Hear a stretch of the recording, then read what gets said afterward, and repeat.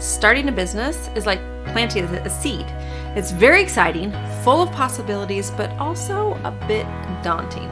So imagine, instead of starting from scratch, you could step into a business that's already on its journey, like adopting a young plant that's already sprouted. So sounds intriguing.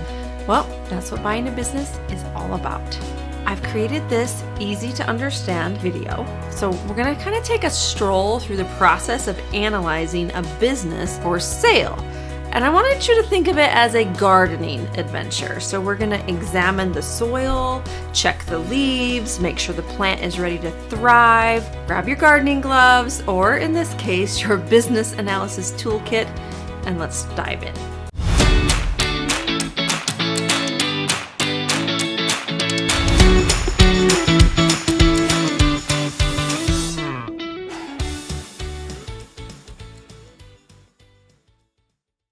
Before we jump into the nitty-gritty details, let's lay down the groundwork. What does it mean to analyze a business for sale? Now, when you're eyeing a business, analyzing it is like inspecting a plant that you're thinking of adopting. So you want to make sure it's healthy, has strong roots, and has the potential to grow. So similarly, analyzing a business involves evaluating its health, checking its financial roots, and ensuring that it has the potential to really thrive in the market. So we're going to get our hands a little dirty, metaphorically speaking. So the financial side of a business is like the soil for our plant. It's where everything takes root and grows. So when you're thinking of buying a business, the first thing you do is inspect its financial soil. So you're going to be looking at the income statements. So imagine these income statements as raindrops that are falling on the soil. You want to see a steady drizzle, not a sudden downpour or worse, a drought. These statements are going to show how much money the business is making over time. And we're looking for a consistent upward trend, just like a plant needs a really steady supply of water. The other financial statement is the balance sheet. And balance sheets are like the plant's wallet. They tell you what the business owns and owes. A fat wallet, in business terms, means the company has assets, which are things that it owns, that outweigh its liabilities, which are things that it owes. So this is a really positive sign, just like a plant would has a healthy stash of nutrients. The third thing you want to look at in the financial analysis is profit margins. So think of this as the plant's diet. You want profit margins to be big and healthy. High profit margins mean the business is making more money than it's spending. So it's like giving our plant this nutrient-rich soil, ensuring that it gets the nourishment it needs to grow. And then cash flow is like the plant's breathing. It needs to be smooth and consistent. So if the plant suddenly started gasping for air, that's really not a good sign.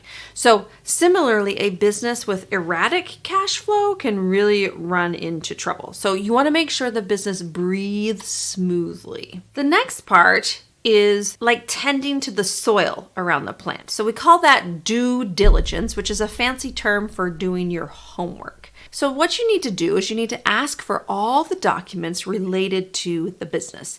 Customer contracts, employee records, supplier agreements. It's like inspecting the soil to make sure it's fertile and can support healthy growth. You got to be careful about legal stuff too. You got to analyze that because the legal troubles can be like those pesky weeds that can ruin a garden.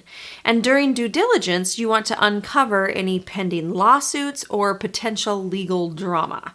Weeds can really strangle a plant, and legal issues can strangle a business. Think of due diligence as like your superhero cape. It's going to protect you from surprises later on. So now we've taken care of the financial soil, let's step onto the playground, which is the market where our plant or business will grow. So the market is like the playground where businesses play. Doing a market analysis is like scoping out the playground. What's happening? Are there cool trends?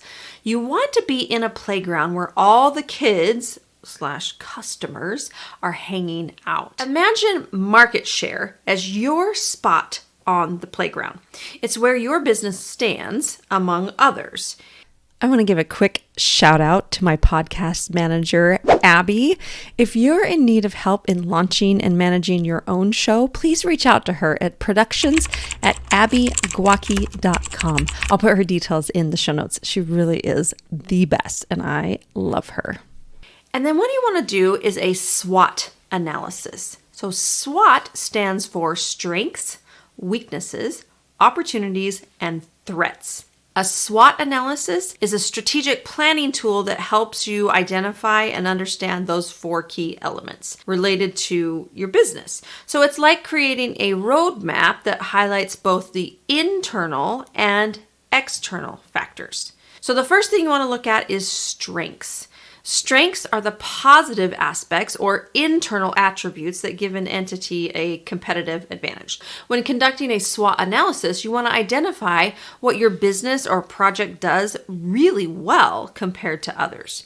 So these things can include unique selling points, like what sets your business apart. Or it can include specialized skills or expertise, like are there areas where your team really excels? Think about strong brand reputation. How is your brand perceived in the market? So identifying all the strengths help you understand where you have a solid foundation to build upon. Now, on the other side are the weaknesses. So weaknesses are also internal factors that place your business at a disadvantage or hinder its growth. So you have to really acknowledge these aspects honestly. A couple of examples of weaknesses might include things like limited resources. So do you have budget constraints? Do you have a shortage of skilled personnel?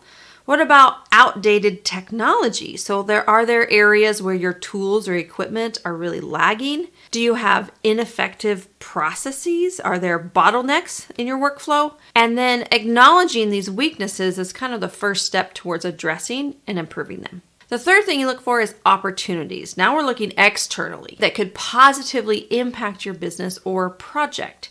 So you want to look beyond your current situation and recognize areas where you can grow or capitalize on favorable circumstances. So opportunities could include things like emerging market trends. Are there new trends that really align with your business? What about technology? Can you leverage new technologies to enhance your operations? Think about changing consumer preferences. So are there shifts in what customers are looking for?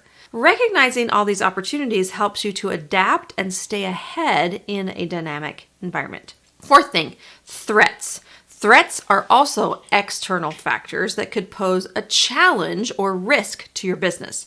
They could be a lot of things, like obstacles that could emerge in the competitive landscape or forces that could really negatively impact your operations. Threats could include things like intense competition. So are there other businesses offering similar products or services?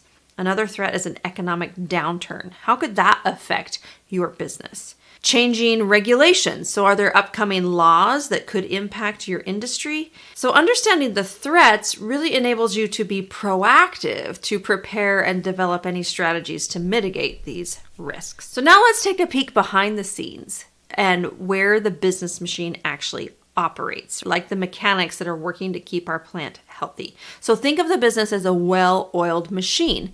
You have to check if it can handle growth because you don't want the machine breaking down. So you're going to do things like look at the supply chain. Are there any hiccups there that could mean trouble or meeting demand? Look at the leadership team. That's like the mechanics ensuring everything runs smoothly. Your customers are like the cool kids at school, and their opinions matter. So you have to really investigate what they are saying, both the positive and the negative, because we all know social media is like the gossip corner, providing insights into the business's reputation. You want to look at the way the business markets itself, because that's like choosing an outfit for the day. So a robust brand attracts friends, while a shaky reputation might deter potential connections. Also, keep in mind, negative reviews, treat them like rumors. You need to investigate them to really understand if they're authentic or not. Now let's look at the employees. Are the employees happy campers?